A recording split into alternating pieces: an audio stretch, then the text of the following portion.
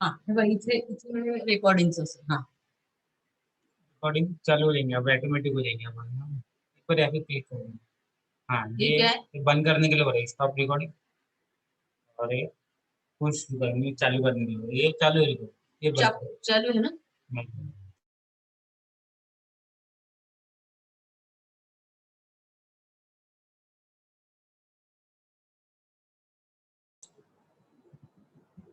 Jayu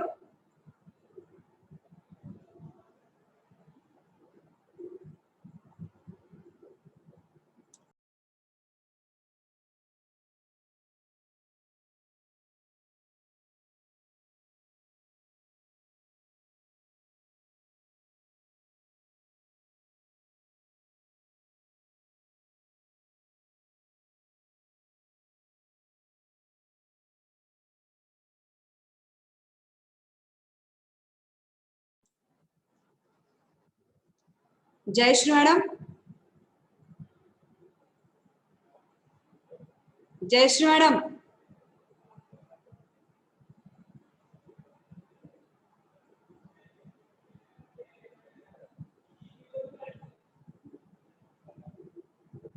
Jayashree madam,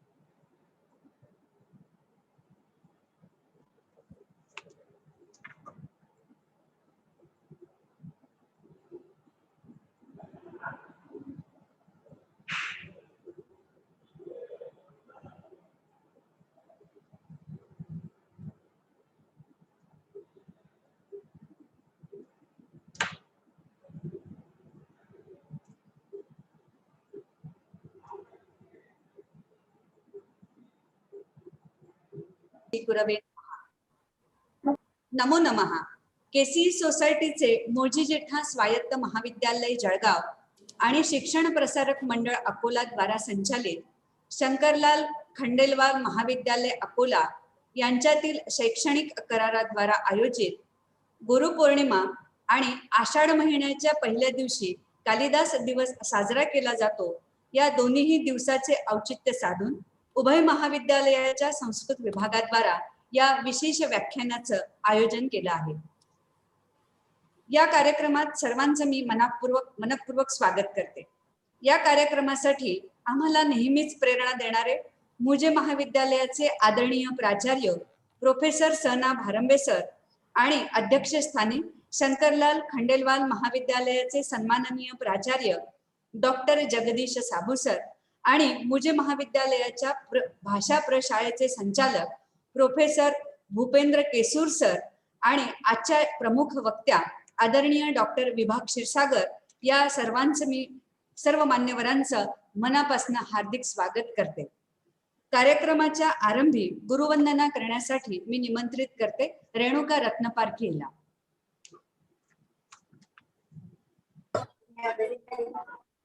Renuka Ratnaparkhi.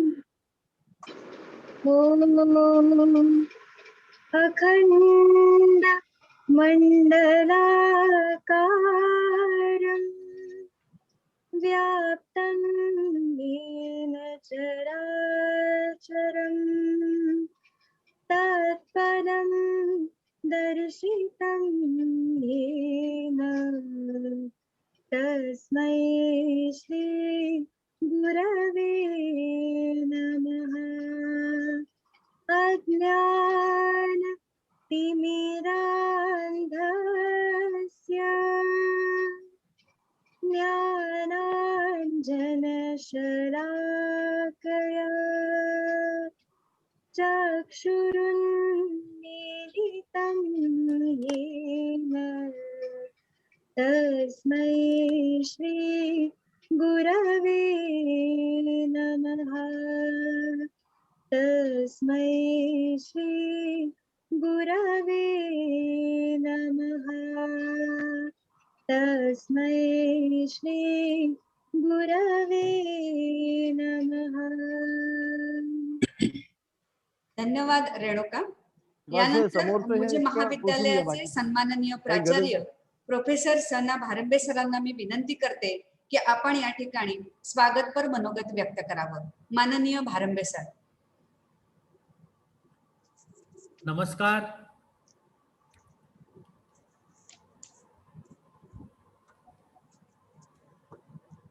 केसी सोसायटीचे मुलजी जेठा स्वायत्त महाविद्यालय आणि शिक्षण प्रसारक मंडळ अकोला द्वारा संचलित शंकरलाल खंडेलवाल महाविद्यालय अकोला यांच्या MOU अंतर्गत गुरुपौर्णिमा व कालिदास दिनाच्या निमित्तानं आयोजित या विशेष व्याख्यानाच्या निमित्तानं या आभासी पटलावर उपस्थित या कार्यक्रमाचे अध्यक्ष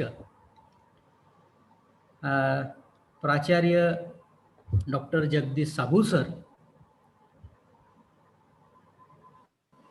संस्कृत विषयातील विविध महाविद्यालयातील शिक्षक आणि विद्यार्थी मित्र हो, आमच्या महाविद्यालयातील संस्कृत विभागाच्या प्रमुख डॉक्टर भाग्यश्री भलवतकर मॅडम, खंडेलवाल महाविद्यालयातील संस्कृत विभागाच्या प्रमुख डॉक्टर जयश्री सकळकळे मॅडम, आमच्या महाविद्यालयातील भाषा प्रशाळेचे संचालक professor doctor BN Kesur sir आणि या कार्यक्रमासाठी विशेष आमंत्रित डॉक्टर विभा क्षीरसागर मॅडम, आपलं सर्वांचं या दोन्ही महाविद्यालयाच्या वतीनं मी शब्द सुमनांनी स्वागत करतो. या दोन्ही महाविद्यालयाच्या MOU अंतर्गत या शैक्षणिक वर्षातील हा दुसरा कार्यक्रम. मित्रहो, आपणास कल्पना की पेंडेमिक्स परिस्थितीमुळे शैक्षणिक वर्ष बऱ्यापैकी विस्कळीत झाल्याचे सर्व स्रोत आहे. आपल्याला सर्वांना याची कल्पना आहे. तरी अशा या परिस्थितीवर मात करून विविध कार्यक्रमांचे आभासी पटलावर आयोजन करून दोन्ही महाविद्यालयांनी त्यामध्ये जिवंतपणा आणण्याचा किंवा ठेवण्याचा पुरेपूर प्रयत्न केला आहे आणि त्यामध्ये त्यांचं सातत्य आहे. या कार्यक्रमाच्या निमित्तानं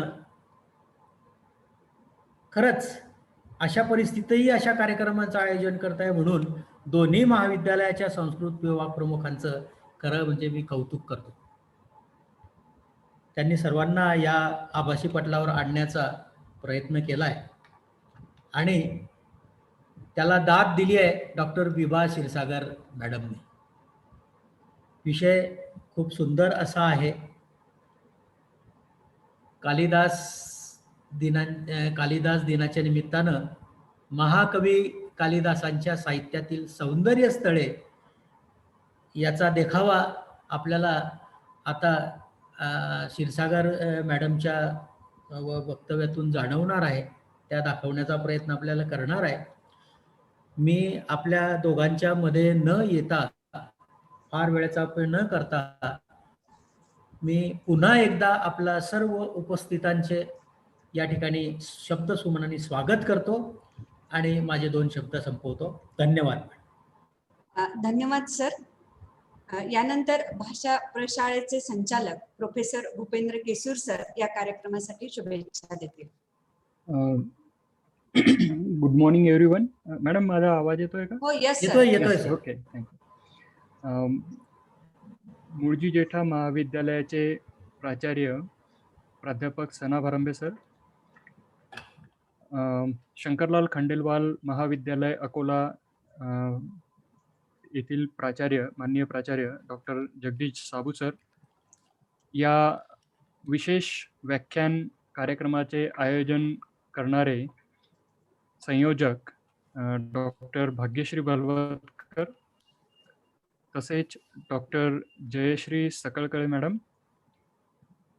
आणि आजच्या कार्यक्रमासाठी विशेष उपस्थित वक्ते डॉक्टर विभा क्षीरसागर मॅम, तसेच इतर संस्कृत विषयातील तज्ज्ञ प्राध्यापक व विद्यार्थी.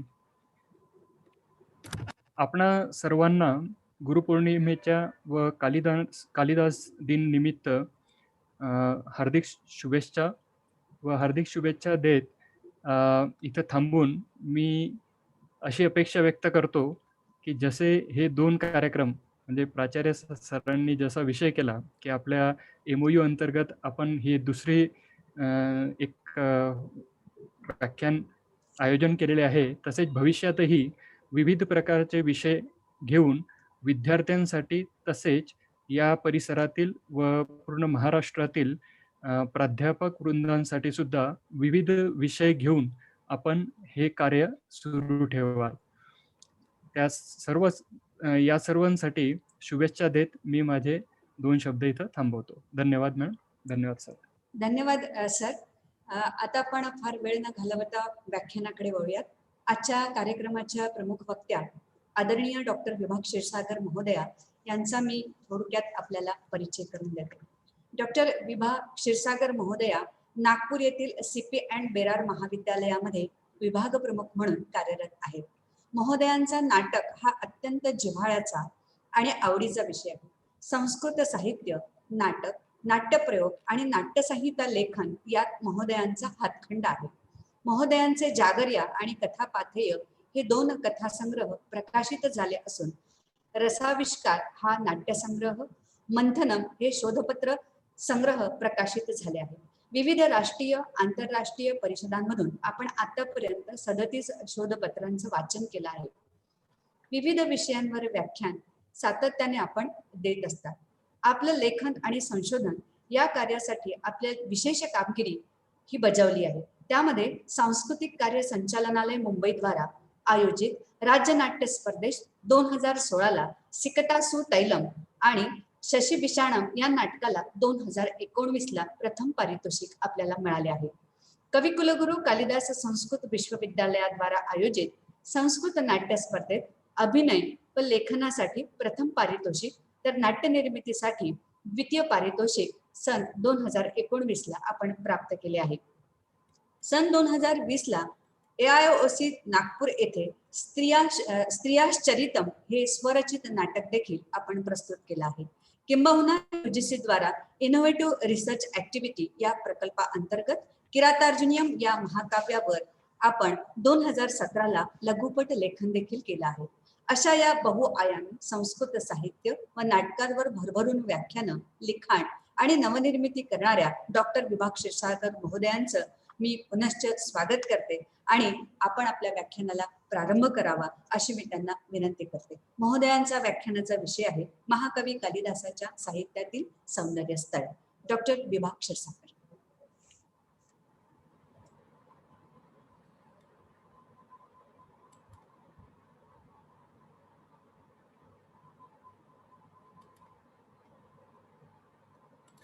मॅडम अनम्यूट करायला सांगा त्यांना. मॅडम तुमचं माईक सुरू करा. क्षीरसागर मॅडम.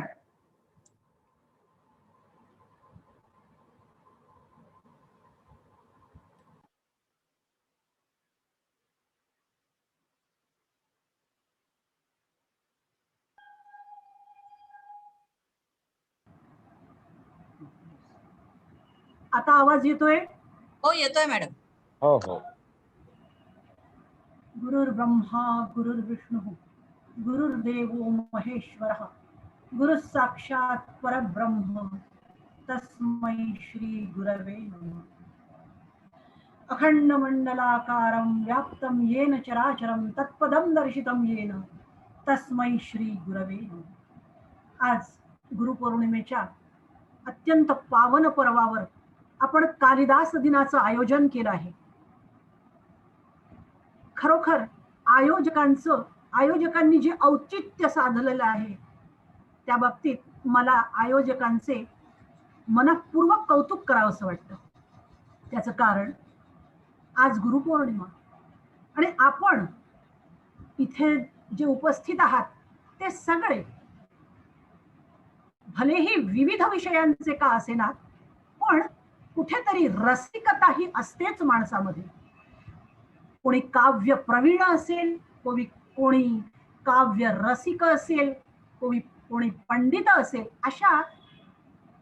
अशी मंडळी इथे जमलेली आहे. आणि आज कालिदास दिनाचं आयोजन केलेलं आहे. कारण कालिदास हा कवीच्या कुळाचा गुरु आहे, कवी कुलगुरु आहेत ते. म्हणून कवींच्या कुळाच्या गुरुला वंदन करण्यासाठी आजच्या दिनाचं आपण औचित्य साधलं आहे. त्यामुळे मी आयोजकांचे मनःपूर्वक आभारही मानते आणि वयोज्येष्ठ या नात्याने अभिनंदनही करते. मुळजी जेठा महाविद्यालय जळगाव आणि शंकरलाल खंडेलवाल महाविद्यालय अकोला यांच्या MOU अंतर्गत हे आयोजन केलेलं आहे. आणि इथे मुळजी जेठा महाविद्यालयाचे प्राचार्य आदरणीय भारंबे सर आणि खंडेलवाल महाविद्यालयाचे प्राचार्य डॉक्टर जगदीश साबू सर उपस्थित आहेत. अनेक विषयांचे प्राध्यापक, विद्यार्थी आणि संस्कृतानुरागी जन देखील आता या क्षणी कदाचित सम्मिलित झाले नसतील, पण ते होतील. त्या सर्वांचं या कार्यक्रमात मी मनःपूर्वक स्वागत करते. अद्यापि यस्य गायन्ति कीर्तिं कविवरा अपि नमामः कालिदासं तं भारतीयं महाकवी. कवी कुलगुरु कालिदासाला वंदन करते. आता कवी कुलगुरु कालिदासाबद्दल प्राचीन पंडित किंवा अर्वाचीन टीकाकार या दोहोंमध्येही त्याच्या सर्वश्रेष्ठ कवित्वाबद्दल कुठेही दुमत नाही. त्याच्या काव्याची प्रशंसा केवळ भारतीय काव्य मर्मज्ञांनीच नाही, तर युरोपीय वाङ्मय प्रवीणांनी देखील त्याच्या काव्याची प्रशंसा केलेली आहे, मुक्तकंठाने प्रशंसा केलेली आहे. पुरा कवीनाम गणना प्रसंगे कनिष्ठिकाधिष्ठित कालिदासा अद्यापि तत्तुल्य कवे हे अभावात अनामिका सार्थवती बभूव.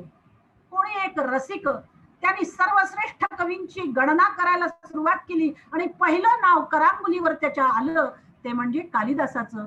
आणि हे जे दुसरं बोट करांगुलीच्या जवळचं त्याला नावच सुचलं नाही आणि म्हणून त्या अनामिका या नावावर त्यांनी कोटी केलेली आहे की अनामिका यथार्थ नामनी बभूव. अनामिका हे नाव त्या बोटाचं सार्थ ठरलं, कारण तत्तुल्य कवे हे अभावात त्या कालिदासाच्या तोडीचं नाव त्याला दुसरं सुचलंच नाही. हे कालिदासाचं श्रेष्ठत्व आहे. कालिदासाबद्दल अनेक दंतकथा, आख्यायिका प्रसिद्ध आहेत. त्या दंतकथांवरून त्याच्या विलक्षण लोकप्रियतेची किंवा सामान्य जनांमध्ये देखील त्या महाकवीबद्दल किती आदर होता हे आपल्याला लक्षात येतं. पण त्याच्या खऱ्या गुणवैभवाची कल्पना यावी असं वाटत असेल तर आपल्याला त्यांनी जी अद्भुत साहित्य सृष्टी निर्माण केली त्या साहित्य सृष्टीतच विहार करावा लागेल, किंबहुना त्यांनी निर्माण केलेल्या त्या साहित्य सृष्टीच्या अंतरंगाचा निकट परिचय करून घ्यावा लागेल. तरच त्या साहित्य सृष्टीचं सौंदर्य आपल्याला लक्षात येईल. बघा, कोणतीही कला असो त्यामध्ये कवीच्या अंतःकरणाचा ठसा उमटलेला असतो, किंबहुना अवतीभोवतीचा जो आसमंत आहे त्या आसमंतातील सृष्टीच्या त्या सृष्टीकडे बघून त्याच्या मनावर जो परिणाम झाला तो ठसाच काव्य रूपाने, कलेच्या रूपाने प्रकट झालेला असतो. आणि मग अशा प्रकारे विचार करण्याची त्याची जी शक्ती आहे त्या शक्तीचा प्रभाव जसजसा विश्वाचा प्रांत व्यापून उरते तसतसा तो कवी स्वतःचा काळ किंवा स्वतः तो ज्या देशात जन्माला आला त्या देश किंवा कालाला तो तुच्छ लेखतो.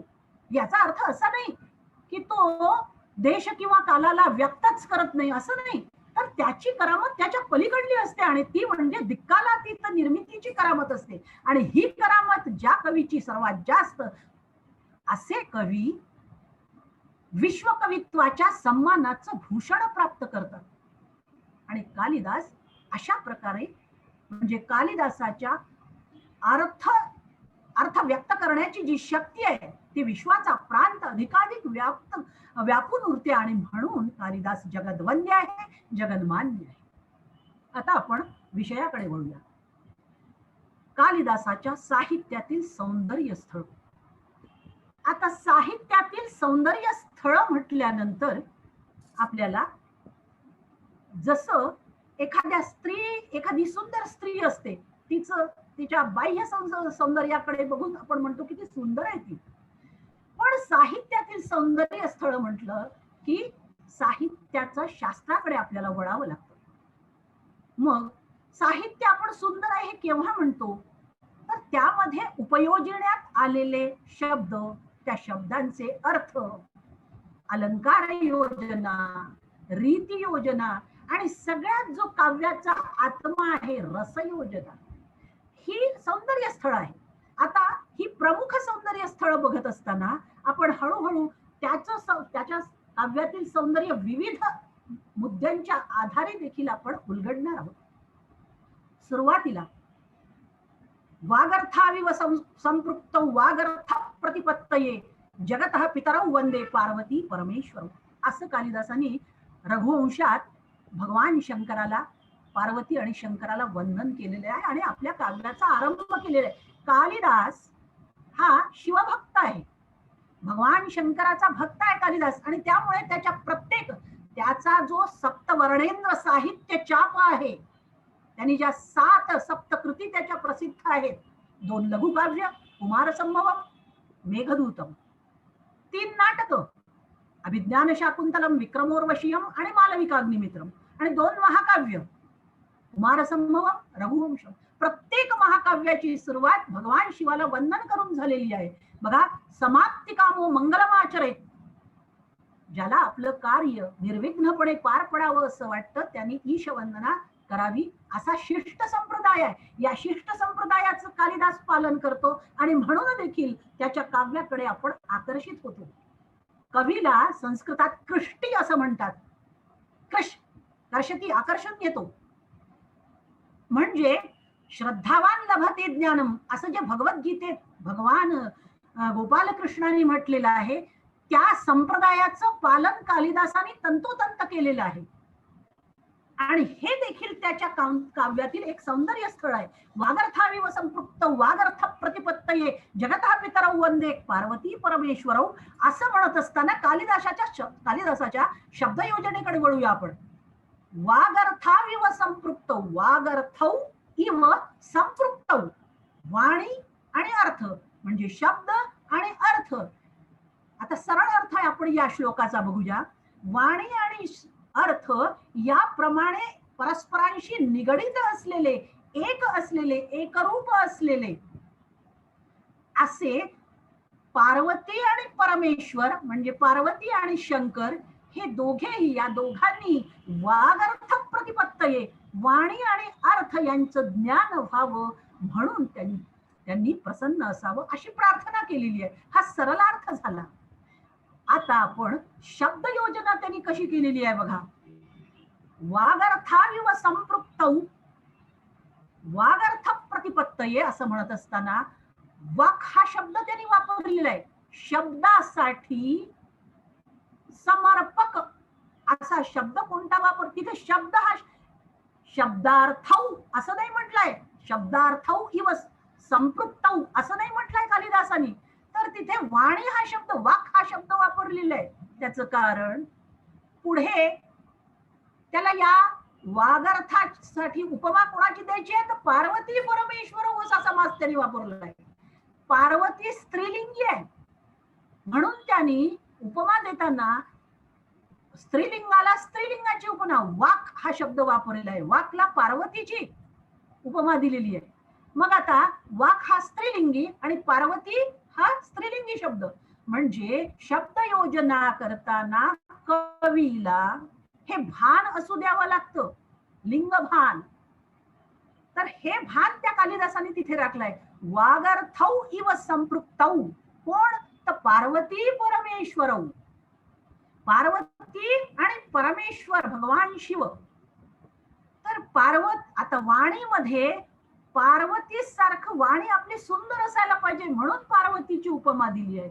तर वाणीमध्ये पार्वतीचं सौंदर्य आलं पाहिजे आणि अर्थामध्ये कशाचं गांभीर्य आलं पाहिजे? तर भगवान शिवाचं गांभीर्य आलं पाहिजे.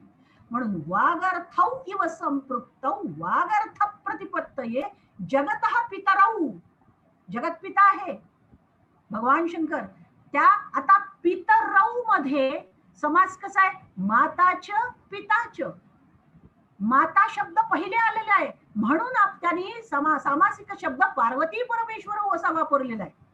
माता पहिल्यांदा आलेली आहे म्हणून पार्वतीचं नाव घेतलंय आणि नंतर पिता नंतर आहे द्वंद्व समासात, तर भगवान शिवाचं नंतर उल्लेख केलेला आहे म्हणून पार्वती परमेश्वर. मग शब्दामध्ये पार्वतीचं सौंदर्य आणि अर्थामध्ये भगवान शिवाचं गांभीर्य आलं पाहिजे म्हणून त्यांनी पार्वती परमेश्वर अशी शब्द योजना केली आहे. आता या दोहोंमधला समान धर्म काय आहे? तर एकत्र असणे, ताटातूट न होणे कधीही. हा जो समान धर्म आहे, या समान धर्माच्या मुशीत त्यांनी अलंकार योजना केली आहे. उपमा कालिदास उपमेच्या बाबतीत तर प्रसिद्ध आहे. उपमा कालिदासस्य असं म्हणतात. ते तर त्याच्या काव्याचं सौंदर्य स्थळ आहे की अगदी ठिकठिकाणी त्यांनी अशा काही उपमांची योजना केलेली आहे. उपमा अलंकार सर्व अलंकारांमध्ये मूर्धन्य असा अलंकार आहे उपमा अलंकार आणि त्यासाठीच कालिदासाचं साहित्य प्रसिद्ध आहे. कशाला? रघुवंशाच्या सुरुवातीला हा श्लोक त्यांनी म्हटल्यानंतर पुढे तो म्हणतो वसूर्य प्रभवो वंशा क्वचाल्प विषयामती तितीर्षुर्दुस्तरम मोहादूपेन अस्मि सागरम. बघा कशाची उपमा दिलेली आहे? व सूर्य प्रभवो वंश. कुठे हा सूर्य प्रभव वंश? सूर्यवंश हा रघुवंश कुठे? आणि क्वच अल्प विषया मेमती, आणि अत्यंत अल्पमती मी कुठे? बघा कालिदासासारखा महाकवी स्वतःला अल्पमती म्हणतो. हे देखील त्याच्या काव्याचं सौंदर्य आहे. बघा की तो संस्कृत कवी कसे आहेत? तर विनम्र आहे, अत्यंत नम्रता. कालिदासाच्या काळाबद्दल किती संशोधन झालं का? त्याचं कारण संस्कृत महाकवींनी, या प्राचीन कवींनी कुठेही स्वतःचा उल्लेखच केलेला नाही. तर आत्मगोपन हे त्यांचं वैशिष्ट्य आहे, नम्रता हे त्यांचं वैशिष्ट्य आहे आणि हेच त्याच्या काव्यातलं सौंदर्य आहे. बघा ना, शाकुंतलामध्ये तो दुष्यंत राजा आश्रमात प्रविष्ट होत असताना, कण्व मुनींच्या आश्रमात प्रविष्ट होत असताना विनीत वेशेण प्रविष्टव्याने आश्रम तपोवनानी नाम असं म्हणतो. अत्यंत विनम्रतेने त्या आश्रमात तो प्रविष्ट होतो. कालिदास ठिकठिकाणी कालिदास विनयान्वित आहे, विनय प्रदर्शित होतोय आणि हे देखील त्याच्या काव्यातलं एक सौंदर्य स्थळ आहे. त्यामुळे रसिकाला त्याचं काव्य अत्यंत भावते, अंतःकरणाला जाऊन भिडते. अहंकार दर्पयुक्त अशी वाणी अंतःकरणाचा ठाव घेत नाही, याचं ज्ञान या महाकवीला आहे. आणि सगळीकडे वसूर्य प्रभो वंशा क्वचाल्प विषयामती तितीर्षुर्दुस्तरम मोहादुडुपेनास्मि सागरम. अहो रघुवंशाचं वर्णन मी सामान्य अल्पमती मी करतोय आणि मी हे सगळं करत असताना कसा प्रयत्न करतोय? तर अत्यंत छोट्याशा नावेनी प्रचंड असा महासागर तरुण जाण्याचा मी प्रयत्न करतोय असं कवी म्हणतोय. इथे उपमा अलंकार आहे. पुढे देखील पुढच्या श्लोकात उपमा अलंकार आहे. उपमा अलंकाराचं प्राचुर्य त्याच्या काव्यात दिसून येतं आणि अशा अफलातून उपमा फक्त कालिदासानेच वापरलेल्या दिसून येतात. म्हणून उपमा कालिदासस्य हे देखील त्याच्या काव्याचं सौंदर्य स्थळ आहे. या विक्रमोर्वशीयामध्ये त्या पुरुर्वा राजाला भ्रम होतो, भ्रांती होते आणि त्या आकाशाकडे तो बघतो, त्याला काळा कभिन्न मेघ दिसतो आणि त्या मेघामध्ये चमकणारी वीज दिसते. ते सगळं आकाशस्थ दर्शन बघून त्या पुरुर्व्याला वाटतं की अरे जी प्रिया माझी त्या राक्षसाने पळवून नेली, तो राक्षस बघा तो आकाशात राक्षस आहे. आणि ती कनक निकष स्निग्धा, सुवर्ण पुंजाप्रमाणे आकाशात तळपणारी ती माझी उर्वशी आहे त्याच्या जवळ. आणि ते इंद्रधनुष्य ते जे दिसतंय ना, ते म्हणजे त्या राक्षसांनी मारायसाठी सज्ज केलेला तो धनुष्य बाण आहे. आणि त्यातून काय धारासार वृष्टी होत आहे बाणाची. खरं म्हणजे नवजलधर हा सन्नद्धोयम न दृप्त निशाचर, असं म्हणतो कवी. नवजलधर हा सन्नद्धोयम न दृप्त निशाचर, सुरधनु इदं दूराकृष्टम न नाम शरासनम, अयमपि पटुः धारा सारो न बाण परंपरा, कनक निकष स्निग्धा विद्युत प्रिया न मम उर्वशी. तो आकाशाकडे बघतो आणि म्हणतो, अरे तो नाही नाही नाही नाही, मला असं वाटलं की तो काळा कभिन्न जो दिसतो तो उन्मत्त असा तो राक्षस आहे की काय, निशाचर आहे की काय. पण नाही नाही, तो तर काळा कभिन्न मेघ आहे.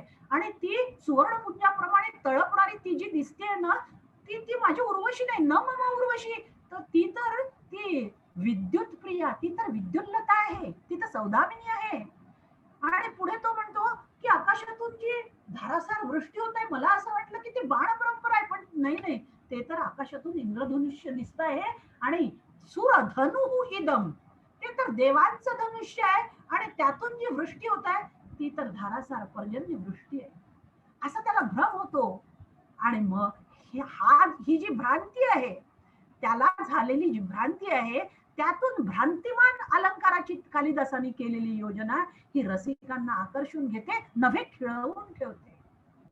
हे त्याच्या काव्यातलं सौंदर्य स्थळ आहे. आता अलंकार या विषयावर एक स्वतंत्र, अलंकार हा विषय घेऊनच एक व्याख्यानाचा विषय होतो. पण मला अनेक सौंदर्य स्थळांवर प्रकाश टाकायचा असल्यामुळे मी थोडक्यात पुढे जाते.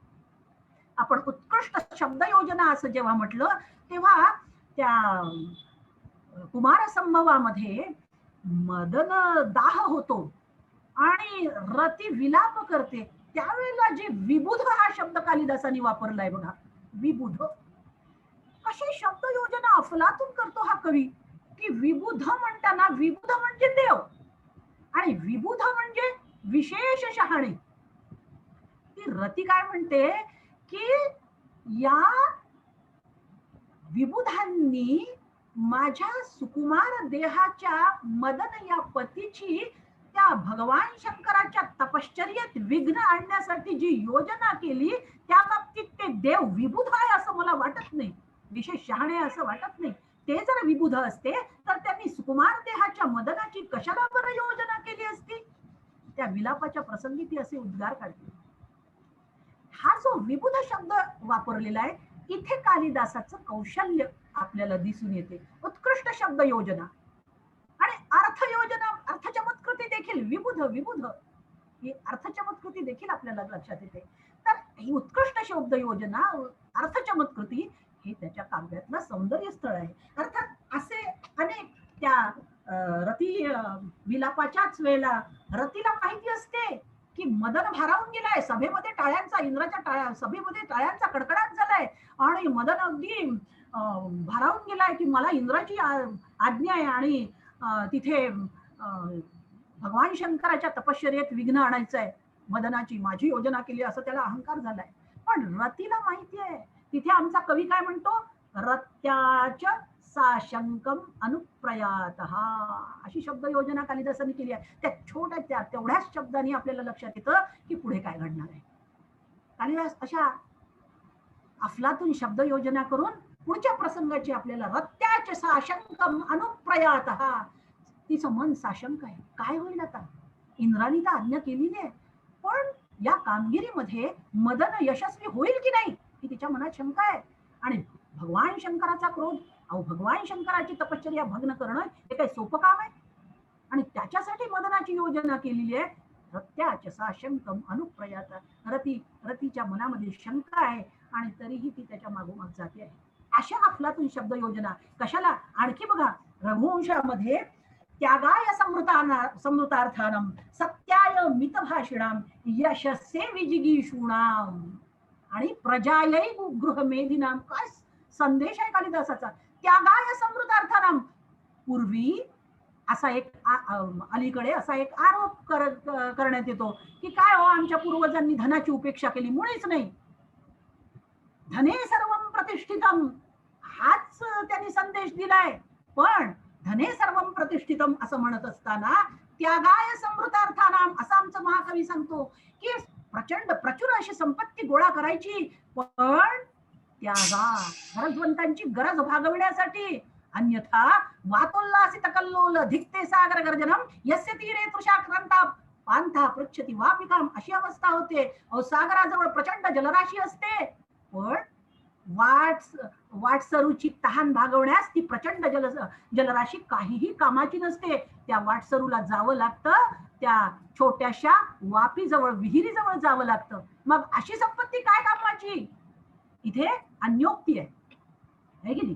तर कवी म्हणतात, कालिदास म्हणताय की त्यागाय समृद्धार्थानाम. संपत्ती जमवायची आहे, शब्द योजना कशी आहे? समृद्धार्थानाम त्यागाय भरपूर प्रचुर संपत्ती जमवा, पण गरजवंतांची गरज भागवण्यासाठी दोन्ही हाताने लुटून द्या. यशसे विजिगीषुणा उगीच कोणावर आक्रमण करायचं नाही, पण आम्ही समर्थ आहोत, देश सुरक्षित आहे हा भाव प्रस्थापित करण्यासाठी यशसे विजिगीषुणा रघुवंशीय राजे युद्धाला सज्ज असत. आणि पुढे म्हटलेलं आहे की पुढे प्रजायै गृहमेधिनाम हा संदेश उत्तम संदेश त्रिकाला बाधित शाश्वत असा संदेश देणं हे देखील या महाकवीचं कौशल्य आहे बघा. हे देखील ठिकठिकाणी असे उत्तम उत्तम संदेश आहेत. त्या काय प्रजायै गृहमेधिनाम मध्यंतरीच्या काळात लिव्ह इन रिलेशनशिप मुलं असतील, तरुण मुलं कदाचित ऐकायला विद्यार्थी असतील तर त्यांनी जरूर ऐकावं. संस्कृत वाङ्मय कशासाठी शिकायचं आहे रे बाबा?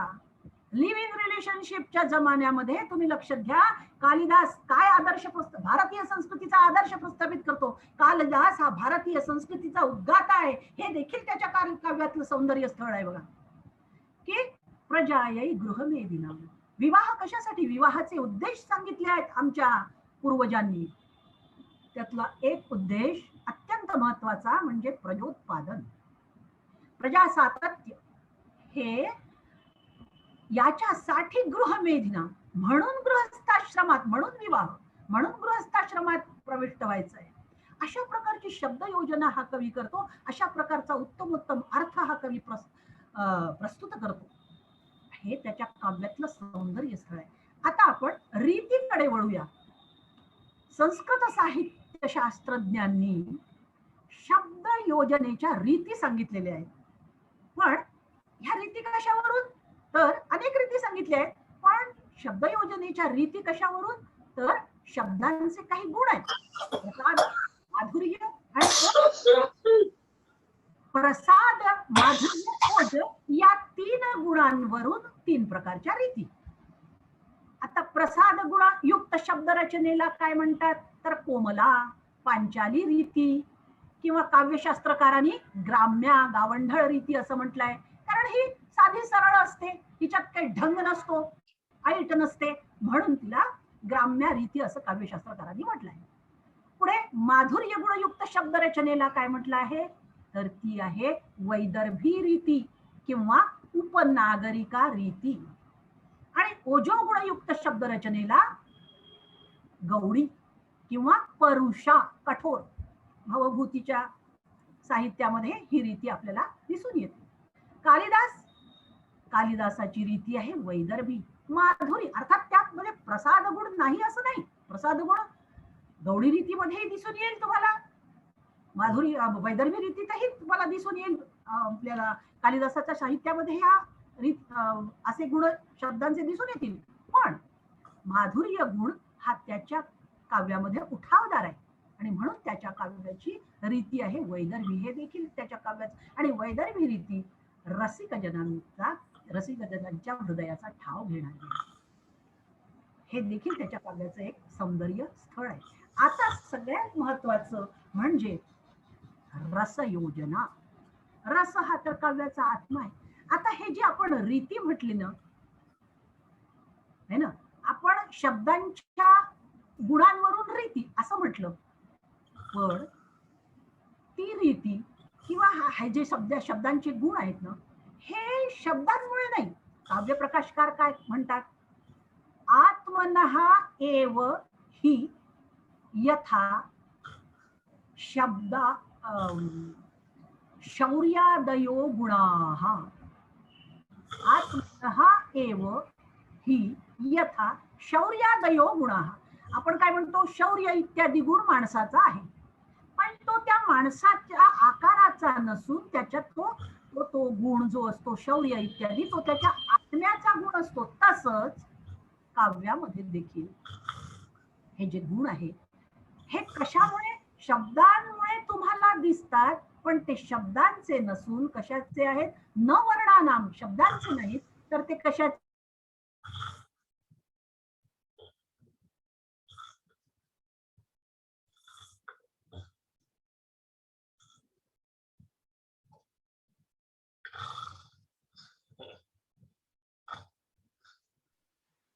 मॅडम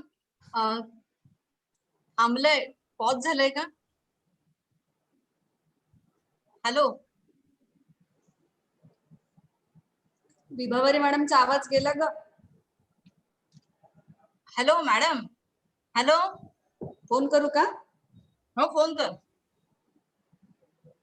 ते आहे चैव असं म्हटलं. आला आला. आला.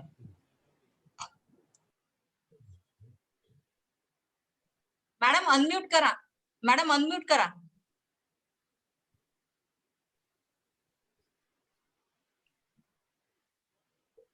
अनम्यूट करा मॅडम.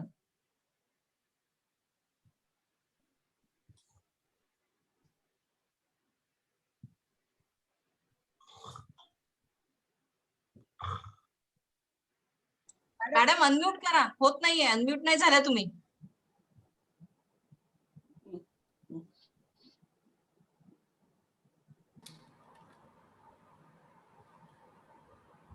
क्षीरसागर मॅडम माईक सुरू करा तुमचा.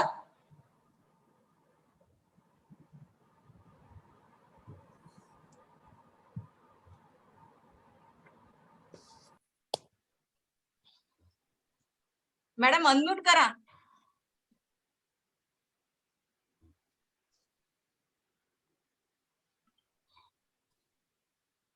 होत नाही अनम्यूट त्यांच्याकडून. हा, ऐकायला येत आहे? हो येतंय येतंय. ऐकायला येत आहे, धन्यवाद. ओके. तर सगळ्यात महत्वाचं म्हणजे काव्याचं सौंदर्य, रस हे आहे. आता आपण रसाविषयी थोडक्यात जाणून घेऊया. काव्यामध्ये जी एक अविच्छिन्न अशी भावना असते, जी स्थिर आहे, जिच्यामध्ये चांचल्य नाहीये, अशी जी भावना, तिला स्थायी भाव असं म्हणतात. आणि मग हे स्थायी भाव आपल्याला 9 प्रकारचे सांगितलेले आहेत. आणखीही काही स्थायी भावांचे प्रकार कल्पिलेले आहेत, पण प्रमुख 9 प्रकार. त्यातही काव्यनाट्याच्या प्रपंचामध्ये 9वा जो स्थायी भाव म्हटलाय निर्वेद, याला पूर्वी मान्यता नव्हती, पण आता मात्र त्याला मान्यता आलेली आहे. तर हे स्थायी भाव, त्यातला पहिला रती, हास, शोक, क्रोध, भय, उत्साह, जुगुप्सा, विस्मय आणि निर्वेद, अशा प्रकारचे 9 स्थायी भाव प्रमुख मानलेले आहेत. मग आता हा जो स्थायी भाव, समजा आता आपण पहिल्यांदा रती हा स्थायी भाव घेतला, तर हा जो स्थायी भाव आहे याला विभाव, अनुभाव आणि सहकारी भाव, व्यभिचारी भाव, यामुळे हा स्थायी भाव व्यक्त होत असतो. तो जेव्हा या विभावानुभाव व्यभिचारी संयोगाद रस निष्पत्ती, असं भरत मुनींनी रसाची व्याख्या केलेली आहे. नाट्यशास्त्र प्रणेता भरत मुनींची ही व्याख्या आहे. आणि विभाव, अनुभाव आणि व्यभिचारी भाव, आता समजा तरुण मुलं इथे या व्याख्यानाला असतील तर त्यांनी जरूर लक्ष द्यावं की आता आपण पहिल्यांदा रती हा स्थायी भाव म्हटला आहे, आणि त्यातून रसाचा परिपोष कसा होतो, रस कसा निर्माण होतो, हे आपण बघूया. बघा, अभिज्ञान शाकुंतलाच्या पहिल्या आणि 3ऱ्या अंकात शृंगार रस आपल्याला दिसून येतो. हा दुष्यंत राजा जेव्हा अरण्यामध्ये मृगयेसाठी, शिकारीसाठी जातो, तेव्हा त्याच्या कानावर वैखानस या तापसाचं वचन पडतं. काय म्हणतात वैखानस? न खलु न बाण हा सन्निपात्योयमस्मिन् मृदी मृग शरीरे पुष्पराशा विवाग्री. हे राजा, तू या कोमल शरीराच्या हरणावर तू बाण सोडू नको. ते तुझं बाण सोडणं कोमल अशा फुलांवर अग्नी सोडण्याप्रमाणे होईल. न खलु न बाण हा सन्निपात्योयमस्मिन् मृदी मृग शरीरे पुष्पराशा विवाग्री. आता राजा तिथे कशाला गेलेला आहे? शिकारीसाठी गेलेला आहे. त्याने त्याचं शस्त्र सज्ज आहे, पण राजाला त्याची जी भौतिक भूमिका आहे तिचा विसर पडतो आता. आणि त्याला कशाचं स्मरण होत आहे? तर तो फक्त स्मरण करतो आहे कशाचं? तर पुष्पराशी, मृदू असं मृग शरीर, त्याच त्याला स्मरण होत आहे. आणि पुढे त्याला तो राजा त्या तापसाला विचारतो, त्याला तिथे आश्रमात प्रविष्ट व्हायचंय. तो आश्रमात प्रविष्ट होतो. प्रविष्ट होत असताना हातातलं जे काही त्याचे राजचिन्ह असतील ते राजचिन्ह किंवा धनुष्यबाण हे सगळं तो त्या सारथ्याजवळ देऊन देतो आणि एकटाच प्रवेश करू लागतो. त्यावेळेला तो राजा अपि सन्निहितः अत्र कुलपती असा प्रश्न विचारतो. कोणाला? त्या वैखानसाला. आणि वैखानस काय उत्तर देतो? अपि सन्निहितः अत्र कुलपती म्हणजे आश्रमात कुलपती कण्वमुनी आहेत का, असा त्याचा प्रश्न असतो. त्यावर वैखानसाचं उत्तर काय आहे की दुहितरम शकुंतलाम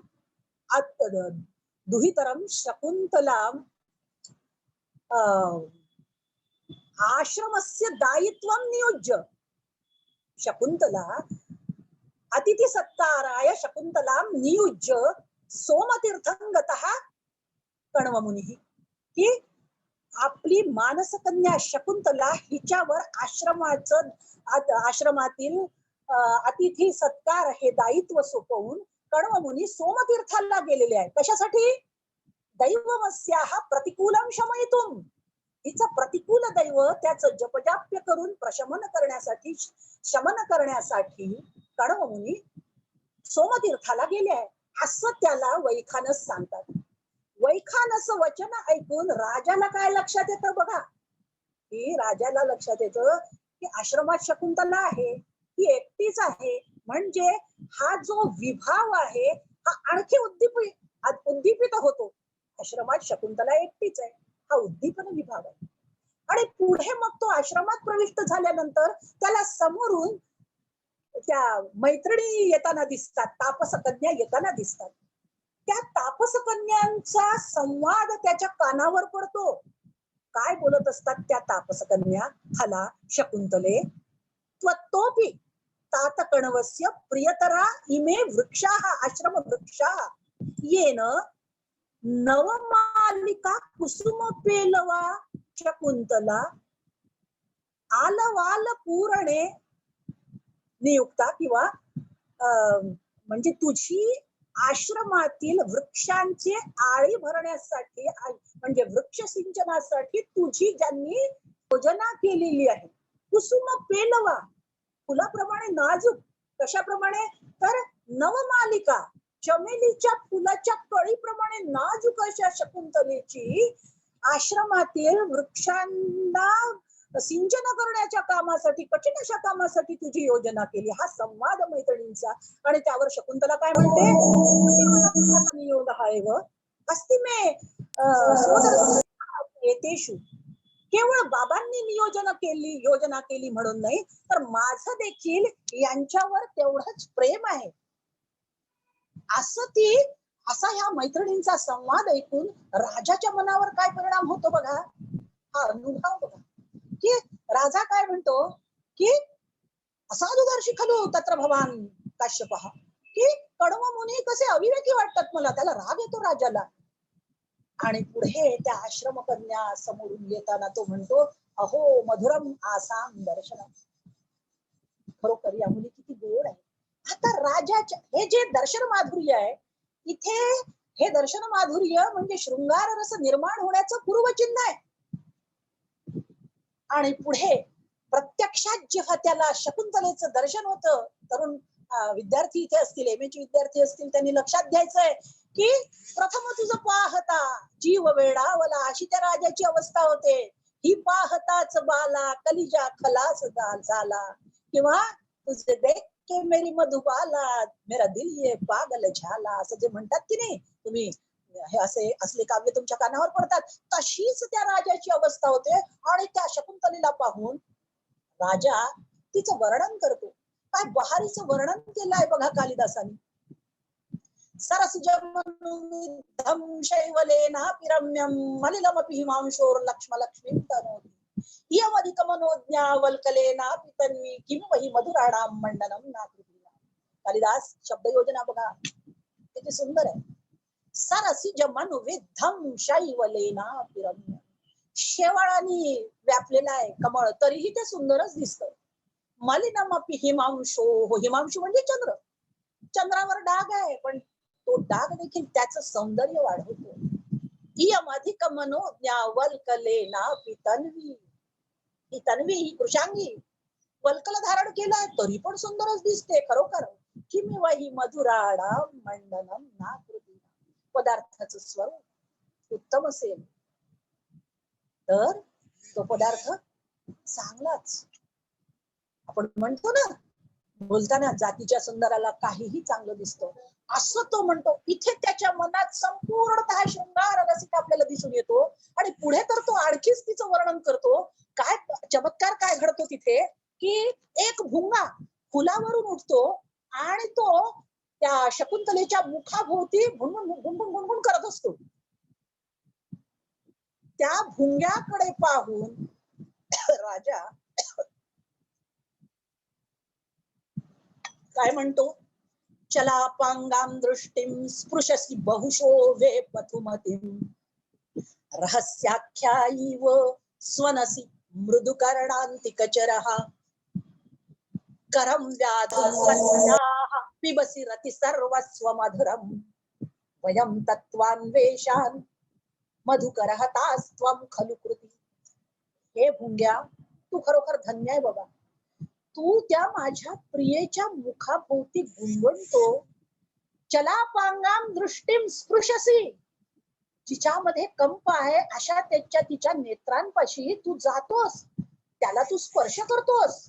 बघा सगळं शृंगारिक चेष्टा दिसतात तिथे. आणि पुढे काय म्हणतो, रहस्याख्यायीव, रहस्य आख्यायीव, जणू काही गुपित सिक्रेट तुला तिच्या कानात सांगायचंय म्हणून तू तिच्या कानापाशी जातो, त्या भिरभिरणाऱ्या दृष्टीपाशी जातो, डोळ्यांपाशी जातो. आणि करम व्याधुन्वत्याहा, ती हाताने तुला हाकलते, ती दूर करते, पण तरी तू पिबसि रति सर्वस्वम अधरम, तिचं अधरपान करतोय. आता हा अक्षरशः संभोग शृंगार आहे. शृंगाराचे दोन प्रकार, संभोग आणि विप्रलंब. इथे म्हणजे प्रियकर आणि प्रेयसी सन्निध असताना जो आहे तो संभोग शृंगार, आणि विप्रलंब शृंगार म्हणजे प्रेयसीचा विरह, अर्थात आत्यंतिक असा नाही. आत्यंतिक विरह म्हणजे मृत्यू इत्यादी कारणाने होणारा, तिथे शोक येतो, मग तो करुण रस असतो. पण इथे आपल्याला विप्रलंब शृंगार बघायचा आहे. तर सांगायचं तात्पर्य काय की इथे शृंगार रस स्पष्टपणे दिसून येतो. हे त्याच्या काव्याचं सौंदर्य स्थळ महत्वाचं आहे की रस काय आहे, रसाशिवाय काव्य नाही. म्हणजे शब्द कितीही सुंदर असू द्या, कितीही उत्कृष्ट अलंकाराने नटलेलं काव्य असू द्या, अर्थचमत्कृती असू द्या, पण काव्य केव्हा काव्य म्हणण्यात येतं त्याला, जेव्हा त्याच्यात रस असतो. आणि शृंगार रस प्रिय कवी आहे हा कालिदास. त्याचं कारण असं आहे की स्त्री आणि पुरुषांचं पारस्परिक आकर्षण हा एक अत्यंत महत्वाचा विषय आहे. त्याचं कारण असं आहे की सृष्टी सातत्य या शृंगारामुळेच राखलं जातं. अन्यथा सगळीकडे निर्वेद हा स्थायी भाव दिसू लागला तर ही सृष्टी थांबेल, हिच्यात सातत्य राहणार नाही. म्हणून शृंगार हा अत्यंत महत्वाचा रस आणि आकर्षक रस म्हणूनही कवीने तो घेतलेला असावा. आणि हे त्याच्या काव्याचं एक सौंदर्य स्थळ आहे. बघा मेघदूत, आता रसाचं वर्णन करत असताना आपल्याला सगळ्या रसांना थोडं थोडं स्पर्श करायचं आहे, कारण वेळेचंही मला भान राखावं लागेल. मेघदूत आणि विक्रमोर्वशीयम या दोहोंमध्ये, विक्रमोर्वशीयम हे नाटक, मेघदूत हे खंडकाव्य, लघुकाव्य, यामध्ये आपल्याला विप्रलंब शृंगाराचा शृंगार दिसून येतो. काय त्या कृष्णशास्त्री चिपळूणकरांनी मराठीमध्ये काय सुंदर वर्णन केलेलं आहे हो. जसं कालिदासाची शब्द योजना बघा, तामच्या वैश्यम दिवस गणना तत्परामेक पत्नीम अव्यापन्नाम विहत गतिं रक्षसी भ्रातृजायाम आशा बंध कुसुम सदृशं प्रायशो यंगनानां सद्यः पाति प्रणय हृदयं विप्रयोगेण.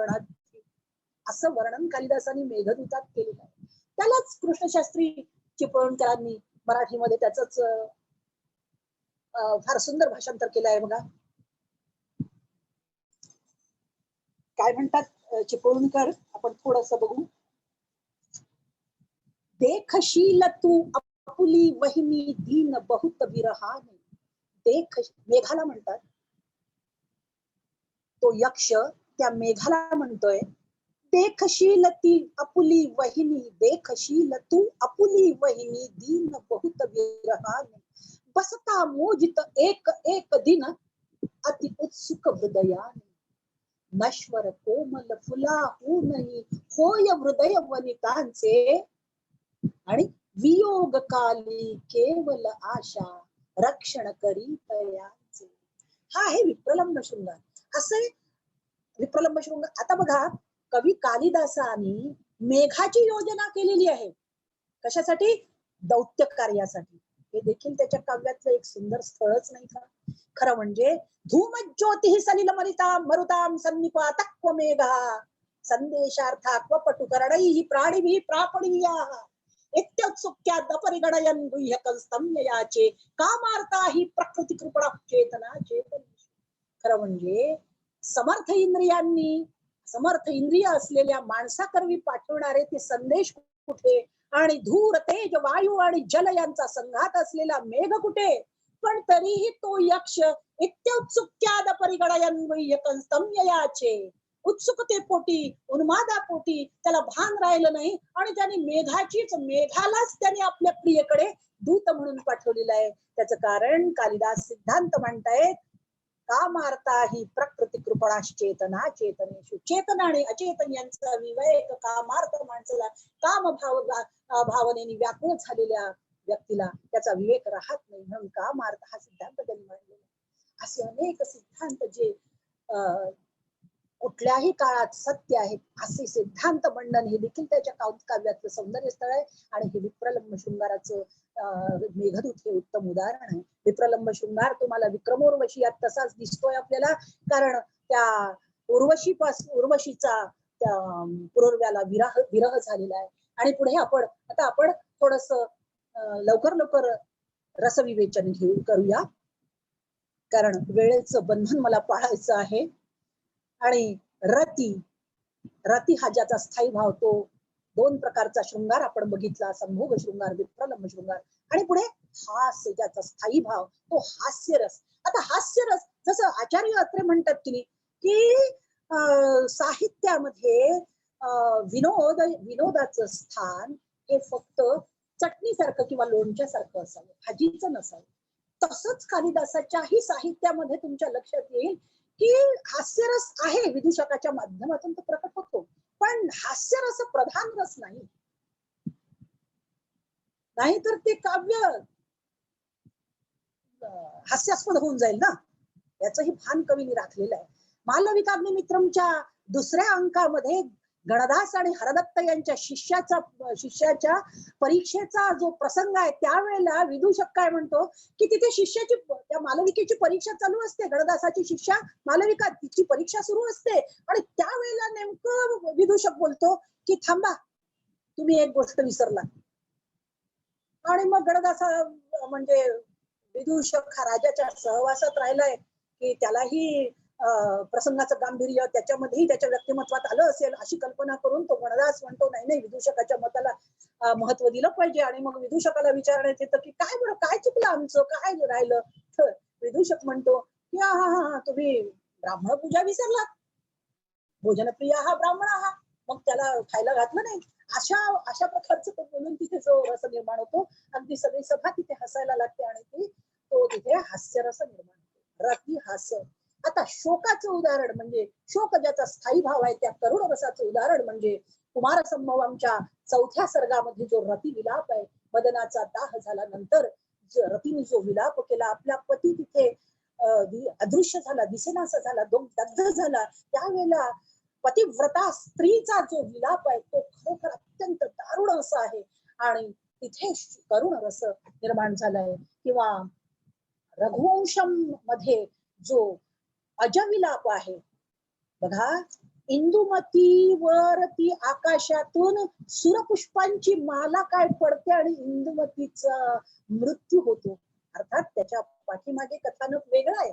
तृणबिंदू नावाचे ऋषी तपश्चर्या करत असतात आणि नेहमीप्रमाणे इंद्राला त्या तपश्चर्येमध्ये विघ्न आणायचं असतं आणि म्हणून तो हरिणी नावाची एक अप्सरा स्वर्गातून इंद्र पाठवतो आणि मग त्या हरिणी कामोत्पादक अशा लीला तिथे करते त्या ऋषींच्या समोर आणि ऋषी तिला शाप देतात, जा तू पृथ्वीवर जन्म घेशील. आणि रती मात्र विनंती करते की मी नोकर आहे, मी माझ्या मनाने नाही हे काम केलं. मग ऋषी दयार्द्र अंतःकरणाची ऋषी तिला उशाप देतात आणि म्हणतात की सूरपुष्पांचं तुला जेव्हा दर्शन होईल त्यावेळेला तुझा पृथ्वीवरचा जन्म संपेल, असं कथानक आहे त्याच्या पाठीमध्ये.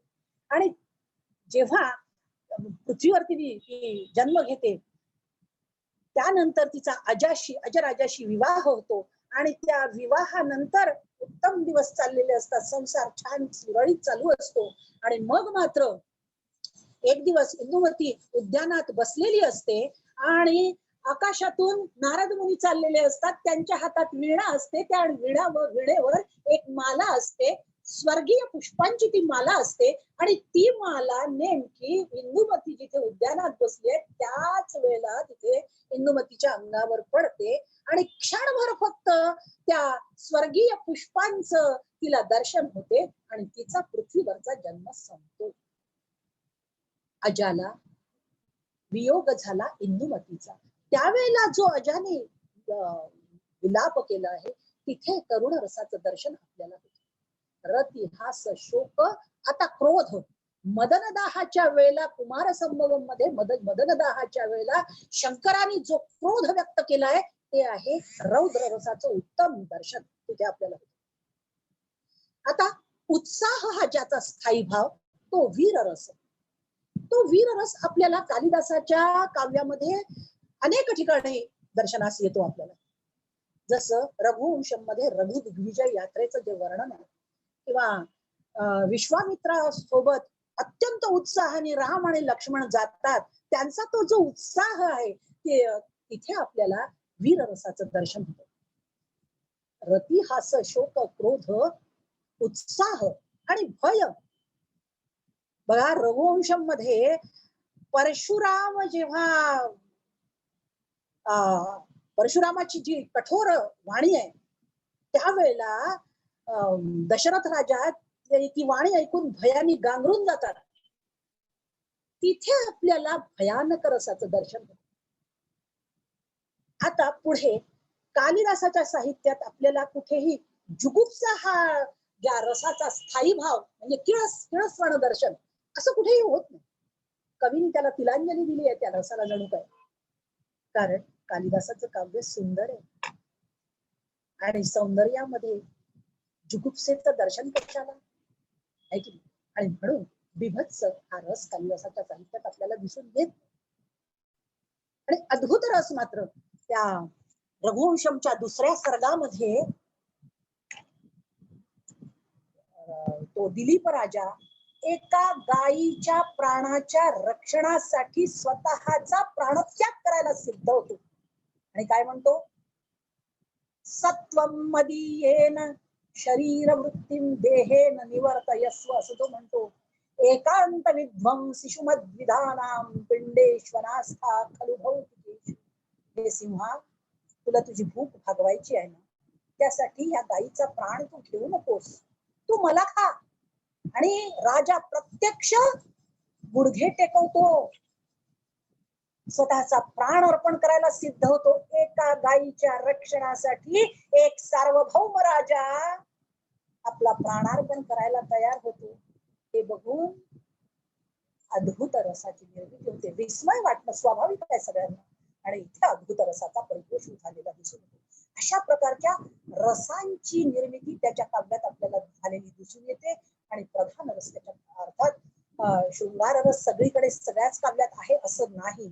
रघुवंशात तर त्याला म्हणजे स्थानच नाही, पण थोडस त्या इंदुमतीच्या स्वयंवराच्या वेळेला तिथे उपस्थित राजांनी ज्या चेष्टा केल्या, ज्या हालचाली केल्या, तिथे थोडस शृंगार चेष्टा आपल्याला दिसून येतात. एरवी रघुवंशात शृंगार रस दिसून येत नाही, अन्य रस आपल्याला दिसून येतात. अशा प्रकारे रस प्राधान्य, रसवाहकता हे त्याच्या काव्याचं प्रधान असं सौंदर्य स्थळ आहे. शिवाय हा कवी, मी सुरुवातीलाच सांगितलं, उत्कृष्ट शब्द योजना, उत्कृष्ट अलंकार योजना, उत्कृष्ट रीती योजना, रस योजना, याच्या सोबत हा कवी, सुरुवातीलाच म्हटलं, भारतीय संस्कृतीचा हा उद्गाता आहे. आणि याच्या काव्यामध्ये बघा कसं आहे की त्या रघुवंशामध्ये तो कवी म्हणतो, अमुं पुरः पश्यसि देवदारुं पुत्रीकृतो सौ वृषभध्वजेन यो हेमकुम्भस्तननिसृतायां स्कन्दस्य मातुः पयसाम्रसज्ञः. स्कन्दस्य मातुः पयसाम्रसज्ञः सः देवदारू वृक्षः. हे दिलीप राजा, हा जो तुला अमुं पुरः पश्यसि देवदारुं, तुला जो देवदार वृक्ष दिसतोय तो पुत्रीकृतो सौ वृषभध्वजेन. असं वृक्ष हा वृषभध्वजेन भगवान शंकरेण पुत्रीकृत, त्याला पुत्र मानलाय. आमच्या संस्कृतीत वृक्षवल्ली आम्हा सगळे सोयरे आपण म्हटलंय ना, आमच्या संस्कृतीत वृक्षांशी नातं जोडलेलं आहे. पुत्रीकृत असौ वृक्ष हा देवदारू वृक्ष. भगवान शंकरांनी देवदारू वृक्षाला पुत्र मानलं, आणि म्हणून पार्वतीने त्याचं पोषण त्या वृक्षाला कशाचं सिंचन केलंय तर यो हेमकुम्भस्तननिसृतायां स्कन्दस्य मातुः पयसाम्रसज्ञः. तिने आपलं स्तन्य, पार्वतीने आपलं स्तन्य देऊन त्याला वर्धित केलेलं आहे, त्याचं वर्धन केलेलं आहे, त्याचा सांभाळ केलाय, त्याचं पोषण केलंय. अशा प्रकारची संस्कृती. आणि कालिदासाचं खरोखर तो जर्मन कवी गटे अभिज्ञान शाकुंतल घेऊन जो नाचला असं जे आपण ऐकतो, की पाश्चात्य काव्य प्रवीणांनी त्याचं काव्य अक्षरशः डोक्यावर घेतलं असं जेव्हा आपण म्हणतो, त्याचं कारण असं आहे त्याच्या काव्यातली अविच्छिन्न भावना. बघा, कण्व मुनी हे जितेंद्रिय होते. मनावर म्हणजे शरीर आणि मन यांच्यावर त्यांनी विजय मिळवला होता, पण तरीही शकुंतलेची पाठवणी करताना त्यांना आपल्या भावावेग आवरता आला नाही. अहो, ज्यांनी ब्राह्मी स्थिती, जे ब्राह्मी स्थितीला पोचले निवृत्तीना, ते देखील ज्ञानेश्वरांच्या समाधी ग्रहणाच्या वेळेला भावाकुल झाले. त्यांना देखील अश्रू आवरले नाही. मग म्हणजेच मानवाची जी स्वाभाविक भावना असते प्रेमाची, तिला कण्वमुनी देखील पारखे नाही. शकुंतला जाताना ते काय म्हणतात, यास्यत्यद्य शकुंतलेति गमनात् संसृष्ट, यास्यत्यद्य शकुंतलेति हृदयं संसृष्टमुत्कण्ठया, कंठस्तंभित बाष्पवृत्ति कलुषश्चिंता जडं दर्शनम्. आपण ते गाणं ऐकतो की नाही, त्या वसंतराव देशपांडेंच्या कंठातून ते गीत बाहेर पडलाय. दाटून कंठ येतो चालाडके सुखाने. तीच भावना इथे व्यक्त. शकुंतला आज पतिगृही जाते आहे आणि माझा कंठ म्हणतात माझा कंठ दाटून येतो. अरे, ही तर माझी मानसकन्या आहे, मी तर तपस्वी आहे. मला जर माझी जर अशी अवस्था होते तर प्रत्यक्ष गृहस्थाश्रमी व्यक्तीला गृहस्थाची अवस्था काय होत असेल, की बापाच्या अंतःकरणाची मुलीला पाठवणे करताना काय अवस्था होत असेल, ही जी त्यांनी त्याच्या काव्यामध्ये भावना व्यक्त केलेली आहे, ही भावनाच त्या जर्मन महाकवीला भिडली आणि मग त्यांनी ते शाकुंतला अक्षरशः डोक्यावर घेतली. त्यांनी जे संदेश दिले सासरी जाणाऱ्या मुलीला कडवमुनी काय म्हणतात, शुश्रूषस्व गुरुं कुरु प्रेयसखी. बघा, काळ कोणताही असो, सासरी जाणाऱ्या मुलीने हा उपदेश हृदयात धारण करणं आवश्यक आहे. असे संदेश या कवीने दिलेले आहे. शुश्रूषस्व गुरुं कुरु प्रेयसखी वृत्तीं सपत्नी जने. सपत्नी जन आज नाही आहे, ननांदा जन, ननांद्रू जन असं आपण तिथे पाठभेद करू शकतो. काय म्हणतो कालिदास, की गुरुजनांची तू सेवा कर. शुश्रूषस्व गुरुं, तुझ्यापेक्षा ज्येष्ठांची तू सेवा कर. प्रिय सखी वृत्तीं ननांद्रुजने असं आपण म्हणूया, की नंदाईशी तू मैत्रिणीसारखी वाग गं. शुश्रूषस्व गुरुं कुरु प्रिय सखी वृत्तीं सपत्नी जने भर्तुः विप्रकृतापि रोषण तयामास्म प्रतिपंगवा. आणि पती जर रागवला तर तू मात्र चिडू नको, तू चूप राहा, शांत राहा, नाहीतर भांड्याला भांड लागून छप्पर उडेल, इतकं भांडण होईल. आज वकिलांकडे जास्तीत जास्त डिव्होर्सच्या केसेस का आहे? छोट्या छोट्या गोष्टीचा अहंकारापोटी अगदी राईचा पहाड होतो आणि संसार मोडतात. त्या पार्श्वभूमीवर कालिदासांनी हा शकुंतलेला उपदेश, शकुंतलेच्या निमित्ताने उपदेश केला, पण तो तमाम स्त्री वर्गाला लागू आहे, कन्या वर्गाला लागू आहे बघा. आणि पुढे कालिदास काय म्हणतो, भर्तुः विप्रकृतापि रोषणतया मास्म प्रतिपंगमा भूयिष्टं भव दक्षिणा परिजने भोगेषु अनुत्सेकी. अगं, परिजनांसोबत तुझ्याकडे जर नोकर चाकर असतील तर त्यांच्याशी सौजन्याने वाग. आणि भोगेषु अनुत्सेकिनी, एसी लावलाय, डोळत पडली आहे, सासू सासऱ्यांच्या चहाची वेळ झाली, दुर्लक्ष करते, असं करू नको. तर भोगेषु अनुत्सेकिनी, भोगांच्या बाबतीत अशा प्रकारची जेव्हा तू वागशील तेव्हा तू गृहिणी पद प्राप्त करशील, असं कालिदास म्हणतो. अशा प्रकारचा उत्तम संदेश, पर्यावरण रक्षणाचा संदेश, भारतीय संस्कृतीचा उद्गार आणि साहित्यशास्त्रातील सगळ्या नियमांचं पालन, असं सगळं असल्यामुळे कालिदासाचं साहित्य पण सुंदर आहे असं म्हणताना मल्लीनाथ जो स्वतः उत्तम कवी आहे, पंडित आहे, तो त्या कालिदासाच्या बाबतीत काय म्हणतो, कालिदास गिराम सारम कालिदासः सरस्वती चतुर्मुखोऽथवा साक्षात विदु न अन्ये मादृशाः. माझ्यासारखा कालिदासाच्या वाणीचं सार मर्म जाणण्यास समर्थ नाही असं मल्लीनाथ म्हणतो, जो स्वतः पंडित आहे. तो म्हणतो मल्लीनाथ की कालिदासाच्या वाणीचं सार साक्षात कालिदास जाणे, साक्षात विदू किंवा चतुर्मुख ब्रह्मदेव जाणे किंवा प्रत्यक्ष सरस्वती न अन्य मादृशा. माझ्यासारखं नाही जाऊ शकत.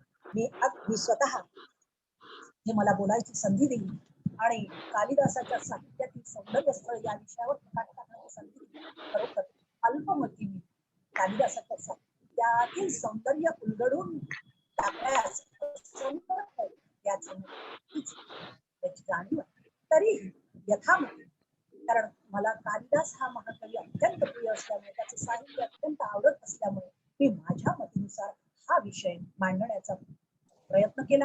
आपण सर्वांनी मला संधी दिली आणि आपण सर्वांनी ऐकून घेतलं, त्याबद्दल आपल्याला कोटी कोटी धन्यवाद देते. धन्यवाद मॅडम. आपण कालिदासाचं तसं साहित्य पाहिलं तर खूप व्यापक आहे, पण कालिदासाच्या साहित्यातलं मग शाकुंतल असेल, मेघदूत असेल, कुमार संभव असेल, यात अनेक सौंदर्य स्थळ आहेत आणि आपण इतक्या मनापासून त्या सौंदर्य स्थळांसह त्यातला रसपोरिपोष देखील आमच्या प्रेक्षकांपर्यंत पोहोचविला, विद्यार्थ्यांपर्यंत पोहोचविला. उभय महाविद्यालयांच्या वतीनं मी आपल्या मनापासून धन्यवाद देते. धन्यवाद महोदय. यानंतर अध्यक्षीय मनोगत व्यक्त करण्यासाठी मी निमंत्रित करते शंकरलाल खंडेलवाल महाविद्यालयाचे आदरणीय प्राचार्य डॉक्टर जगदीश साबू सर यांना. माननीय प्राचार्य डॉक्टर जगदीश साबू सर. धन्यवाद पल्ले मॅडम. ऐकू येतोय मी सर्वांना? Yes sir. सर्वप्रथम मी या आभासी पटलावर उपस्थित सर्वांना गुरुपौर्णिमेच्या व कालिदास दिनाच्या शुभेच्छा देतो. संस्कृत विभाग मूलचंद जेठा महाविद्यालय जळगाव व संस्कृत विभाग शंकरलाल खंडेलवाल महाविद्यालय अकोला यांच्या MOU अंतर्गत त्यांच्या संयुक्त विद्यमाने आयोजित या व्याख्यानाला उपस्थित मूलचंद जेठा महाविद्यालयाचे सन्माननीय प्राचार्य डॉक्टर SN भारंबे सर, आजच्या या व्याख्यानाला लाभलेल्या वक्त्या CP बेरार महाविद्यालयाच्या संस्कृत विभागाच्या प्रमुख डॉक्टर विभा क्षीरसागर मॅडम, विविध महाविद्यालयाचे प्राचार्य पेटकर सर, अशोक राणे सर, इथे विशेष उपस्थित असलेले प्राध्यापक केसूर, विविध महाविद्यालयाच्या संस्कृतचे प्राध्यापक, संशोधक व विद्यार्थी मित्रांनो, आजच्या या व्याख्यानामध्ये प्राध्यापक विभा क्षीरसागर मॅडम यांनी महाकवी श्री कालिदास यांच्या साहित्यावर सखोल असा प्रकाश टाकलेला आहे. त्यांच्या साहित्यातील उपमा व अलंकार बद्दल विस्तृत विवेचन पासून तर भरत मुनीचे नाट्यसूत्र सुद्धा आपल्याला समजावून सांगितले. मला असं वाटते की फक्त संस्कृत साहित्यामध्येच नाही तर प्रत्येक साहित्यामध्ये भरत मुनीचे नाट्यसूत्र हे शिकवलं जाते. मला चांगल्या तऱ्हेने आठवते, मी इंग्रजी साहित्याचा विद्यार्थी आहे आणि आम्ही MA ला असताना आम्हाला एस्थेटिक्स अँड लिटररी क्रिटिसिझम नावाचं एक पेपर होतं आणि त्याच्यामध्ये एस्थेटिक्स, सौंदर्यशास्त्र, भारतीय सौंदर्यशास्त्र याला 50 मार्क होते आणि ते आम्ही शिकलेलो आहे.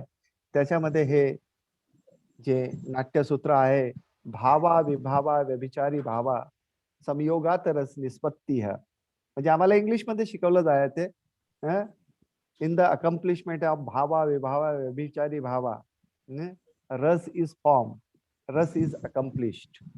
तो म्हणजे आणि मग ते शिकवायचे की भावा म्हणजे कॅरेक्टर, विभावा means the scenery behind it or the whatever the scenery is proposed over there, आणि व्यभिचारी भावा, व्यभिचारी भावा means the fine emotions which feed the main emotion.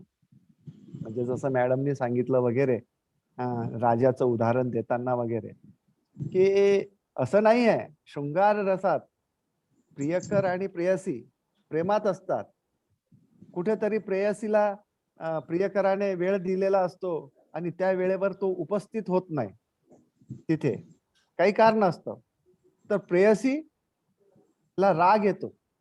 तर हा राग सुद्धा त्या प्रेम भावाचा कसा आहे, फीड करणारा, त्याला सपोर्ट करणारा, असं ते समजावून सांगितलं. म्हणजे व्यभिचारी भावा, किंवा खूपदा आपलं मूल आहे ते आपलं ऐकत नाही, आपल्याला त्याच्यावर राग येतो किंवा खूपदा आपण त्याला मारतो वगैरे, पण त्याच्याही मागे आपलं आईवडिलांचं प्रेम लपलेलं आहे. तर अशा प्रकारे मॅडमनी भावा विभावा व्यभिचारी भावा संयोगात रस निष्पत्ती या सूत्रापर्यंत आपल्याला आणून सोडलं. आणि त्याच्यातूनच मग ह्या ज्या स्थायी भाव आहेत आपले 7, आणि त्याच्यातून निर्माण होणारे 7 रस, आणि ते कसे निर्माण होतात. शेवटी रस जे नाटकामध्ये निर्माण होते ते वैश्वीकरणामुळे होते, ज्याला आमच्या इंग्लिशमध्ये युनिव्हर्सलायझेशन ऑफ द इमोशन म्हणतात. म्हणजे जेव्हा एखादं नाटक आपण बघत असतो आणि राम आणि सीतेचं किंवा कोणत्याही पात्राचं आपण संभाषण ऐकत असतो, तर जे ऐकत असतो किंवा पाहत असतो तेव्हा ते पात्र आपल्या ओरिजिनल पात्र, मूळ पात्र आपल्या समोर नसतात. ओरिजिनल रामही आपल्या समोर नसतो, ओरिजिनल सीताही आपल्याकडे नसते, कुठेतरी त्यात ते पात्र रंगविणारे कलाकार आपल्या समोर असतात.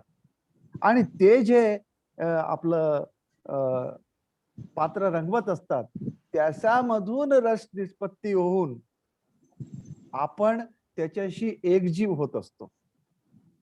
कुठेतरी त्या स्थायी भावाचं रस निर्माण झाल्यामुळे आपल्या हृदयात जो स्थायी भाव आहे तो वर येतो आणि आपण त्याला फील करतो. म्हणूनच खूपदा पहा ना की नाटक पाहत असताना किंवा खूपशे आपण मूव्हीज पाहत असताना आपण इमोशनल होतो. ते हसतात तर आपण हसतो, ते रडतात तर आपण रडतो. म्हणजे ते तिथे विनोद होतो तर आपण त्याला एन्जॉय करतो. तर हे रस निष्पत्ती झाल्यामुळे होते आणि ही रस निष्पत्ती करण्यासाठी भावा विभावा व्यभिचारी भावाचं किती महत्व आहे. आणि समयोगात रस निष्पत्ती म्हणजे त्याचं समयोगी असलं पाहिजे. अदरवाईज काय आहे की खूप जास्त झालं तर तशी ते रटाळ होते. ते हे सर्व भाव समयोगात असले पाहिजे असं त्यांनी सांगितलेलं आहे आणि त्याच्यातून मग अकम्प्लिशमेंट होते. तर मॅडमनी म्हणजे मी तर विशेष आभार मानेल डॉक्टर विभा क्षीरसागर मॅडमचा की यांच्या या लेक्चरमध्ये माझ्यातला विद्यार्थी जागृत झाला आणि कुठेतरी 30-35 वर्ष मागे मी माझ्या MA च्या क्लासमध्ये जाऊन बसलो की कुठेतरी देशपांडे सर आम्हाला भावा विभावा व्यभिचारी भावा शिकवत आहेत आणि सांगत आहे की बाबांनो all this is from Sanskrit पण it is our miss what we call helplessness that we are learning it through English. आणि त्याचे उच्चारण वगैरे समजावत असताना ते समजावून सांगतात की बरं तुम्ही संस्कृतमध्येच हे वाचलं तर जास्त बरं राहील. जरी मी सर्व संस्कृतच्या साहित्यकारांना किंवा संस्कृतच्या विद्यार्थ्यांना प्राध्यापकांना सांगू इच्छितो की संस्कृत हे एकदम बेसिक आहे. भरत मुनींनी 1600-1700 वर्षापूर्वी हे सर्व आपल्याला दिलेलं आहे सूत्र आणि ते आता आपण इंग्लिश लिटरेचरमध्ये किंवा याच्यामध्ये वाचत असतो. तर संस्कृत ही खरोखरच म्हणजे भाषा म्हणूनही मदर आहे सर्व भाषेची आणि साहित्यामध्येही बाकीच्या सर्व साहित्यामध्ये त्याला फीडबॅक देणारी किंवा त्याच्यातली सर्व सूत्र समजावून सांगणारी मदर लँग्वेज आहे. आणि संस्कृत साहित्य ही आपण असं म्हणू शकतो की हे मातृसाहित्य आहे की ज्याच्यामधून बाकीच्या साहित्याची निर्मिती झालेली आहे किंवा बाकीच्या साहित्याचे सर्व सूत्र गुण याच्यातून निर्माण झालेले आहे. मी जास्त काही बोलणार नाही कारण इतकी छान स्वीट डिश ज्याला आपण म्हणतो विभा क्षीरसागर मॅडमनी आपल्याला दिलेली आहे आणि उगच मी त्याच्यावर विवेचन करणं इतका मी ज्ञानी सुद्धा नाही. आणि इथे प्राचार्य भारंबे सर, बेटकर सर, अशोक राडे सर ऑनलाईन उपस्थित आहे. त्यांना माहित आहे की एकदा का एखादा प्राध्यापक प्राचार्य झाला म्हणजे तो कसा असाहित्यिक होतो. GR वाचून वाचून कॅशचे प्रमोशन आणि अपॉइंटमेंट आणि त्याच्यातले सर्व गुंताडे पाहून पाहून आणि ते GR पाहून पाहून त्याच्यातला रस पूर्ण नाहीसा होतो आणि तो एकदम अकॅडमिशियन ते ऍडमिनिस्ट्रेशन मध्ये येतो. पण तरी सुद्धा हे असे जे आयोजन आमच्या संस्कृत विभागाने केलेले आहे आणि मूलचंद जेठा महाविद्यालयाच्या संस्कृत विभागाने केलेले आहे. तर पुनश्च एकदा या विभागांनी आणि विभा क्षीरसागर मॅडमनी आमच्यासारख्या प्राचार्यांना सुद्धा पुन्हा रस निष्पत्ती करून दिलेली आहे असं मला वाटते. पुन्हा आम्हाला आमच्यातला साहित्यिक आमच्यातला विद्यार्थी जागृत करून दिलेला आहे आणि जे विद्यार्थी आहेत त्यांना तर नक्कीच मला असं वाटते की या आयोजनाचा लाभ झालेला आहे. या आयोजनाचा लाभ सर्वांनी घेतलेला आहे आणि असेच आयोजन पुढे मूलचंद जेठा महाविद्यालयाच्या संस्कृत विभागाने, आमच्या संस्कृत विभागाने आणि विविध विभागाने करावे असे मी या क्षणी सांगतो. पुनश्च या कार्यक्रमाला माझ्यासारख्या असाहित्यिक झालेल्या साहित्यिकाला तुम्ही अध्यक्ष म्हणून बोलवलं त्याच्याबद्दल आयोजन समितीचे मी आभार मानतो. सोबतच या सर्व कार्यक्रमाला मूलचंद जेठा महाविद्यालयाचे सन्माननीय प्राचार्य श्री भारंबे सर यांनी पूर्ण वेळ दिला. सोबतच प्राचार्य बेटकर सर आणि प्राचार्य अशोक राणे सरांना मी स्क्रीनवर बघितलं. केसूर सरांनी स्वागतपर 2 शब्द बोलले. त्या सर्वांचं आणि आयोजकांचं विशेष म्हणजे संस्कृत विभागाच्या विभाग प्रमुख रेश्मा कोल्हे मॅडम, आमच्या संस्कृती विभागाच्या विभाग प्रमुख डॉक्टर जयश्री सकळकळे मॅडम आणि सर्व आयोजकांचं मी इथे अभिनंदन करतो आणि पुनश्च सर्वांना या सर्व कार्यक्रमासाठी शुभेच्छा देतो. कौतुक करून माझे अध्यक्षीय 2 शब्द संपवतो. धन्यवाद. महोदय, मनपूर्वक धन्यवाद. प्रत्येक माणूस हा रसिक असतो, पण त्यातली रसाभिव्यक्ती जागृत करण्याचं काम जे आहे ते साहित्य करतात. आणि आपण इंग्रजी साहित्याचे आहात आणि तुम्ही जे म्हणालात की इंग्रजीमध्ये भरत मुनींचा रस आपल्याला शिकवला गेला.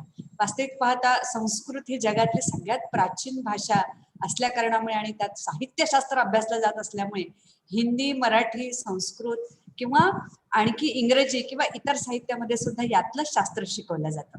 आणि म्हणून ही प्राचीन मूळ जननी म्हणण्याचं कारण मला असं वाटतं हेच असावं. आणि आपण खूप छान पद्धतीने जे त्या काळामध्ये शिकलेले सगळ्या भरतमुनींचा रस खूप छान पद्धतीने उलगडून दाखवला. सर, आपलं मनापासून मी आभार मानते. यानंतर आभार प्रदर्शन करण्याकरता मी निमंत्रित करते डॉक्टर जयश्री सकळकळे यांना.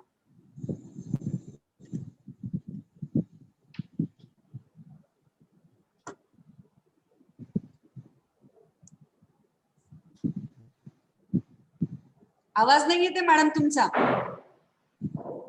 धन्यवाद भाग्यश्री. आता येतोय? यस. सर्वप्रथम आजच्या या आभासी कार्यक्रमाचे जे अध्यक्ष आहेत, आमच्या महाविद्यालयाचे प्राचार्य डॉक्टर जगदीश साबू सर यांचे मी आभार मानते. ज्यांनी अत्यंत रसपूर्ण आणि विद्वत्तापूर्ण असं व्याख्यान इथे दिलं आणि ज्या व्याख्यानाचा आनंद आपण लुटला आणि खूप चिरकाळ आमच्या स्मरणामध्ये ते व्याख्यान राहील. मॅडम, इतकं सुंदर ते व्याख्यान होतं. त्या व्याख्यानासाठी मी CP एंड बेरार महाविद्यालयाच्या संस्कृत विभाग प्रमुख प्राध्यापक डॉक्टर विभाग क्षीरसागर यांचे आभार मानते. यानंतर मुळजी जेठा महाविद्यालय याचे प्राचार्य प्रोफेसर सना भारंबे सर यांनी या कार्यक्रमाला उपस्थिती दर्शवली आणि शुभेच्छा संदेश दिला. सर नेहमीच अशा कार्यक्रमांना आमच्या पाठीशी उभे असतात. मी त्यांची आभारी आहे. मुळजी जेठा महाविद्यालयाच्या भाषा प्रशाळेचे संचालक डॉक्टर BN केसूर सर हेही इथे उपस्थित राहिले, आम्हाला मार्गदर्शन केलं. त्यांचीही मी आभारी आहे. कुमारस्वामी महाविद्यालय औसा याचे प्राचार्य डॉक्टर बेतकर सर इथे उपस्थित राहिले, आवर्जून ते इथे उपस्थित राहिले, त्याबद्दल मी त्यांची आभारी आहे. यानंतरच लोकमान्य टिळक महाविद्यालय वणी यांच्या संस्कृत विभागाचे प्रमुख विद्या वाचस्पती डॉक्टर स्वानंद पुंड सर हेही आवर्जून या व्याख्यानाला उपस्थित राहिले, मी त्यांचीही आभारी आहे. तांत्रिक सहाय्य FJ कॉलेजचं कॉम्प्युटर डिपार्टमेंट आणि शंकरलाल खंडेलवाल महाविद्यालयाचं IQAC department, IQAC coordinator doctor Milind Shirbhate आणि शुभम शर्मा यांचेही मी आभार मानते. त्यांच्या सहकार्याने हा कार्यक्रम आम्ही घेऊ शकलो. यानंतर MJ कॉलेजचे आणि शंकरलाल खंडेलवाल महाविद्यालयाचे अनेक प्राध्यापक या कार्यक्रमाला उपस्थित होते, त्यांचीही मी आभारी आहे. आणि ज्या विद्यार्थी या कार्यक्रमाला उपस्थित राहिले त्या विद्यार्थ्यांची देखील मी आभारी आहे, त्यांचं देखील मी ते अभिनंदन करते. आणि याचबरोबर आभार प्रदर्शन संपल्यामुळे मी पुढील सूत्र भाग्यश्री भलवतकर यांच्याकडे सोपवते.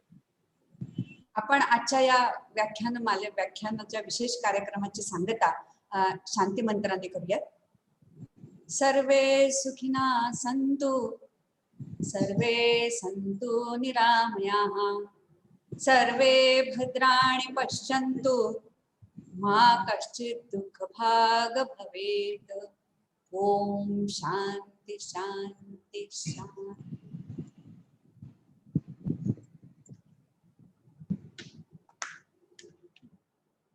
धन्यवाद. आयोजकांच्या वतीने हा कार्यक्रम संपला असं मी जाहीर करते. धन्यवाद सगळ्यांचे पुन्हा एकदा धन्यवाद.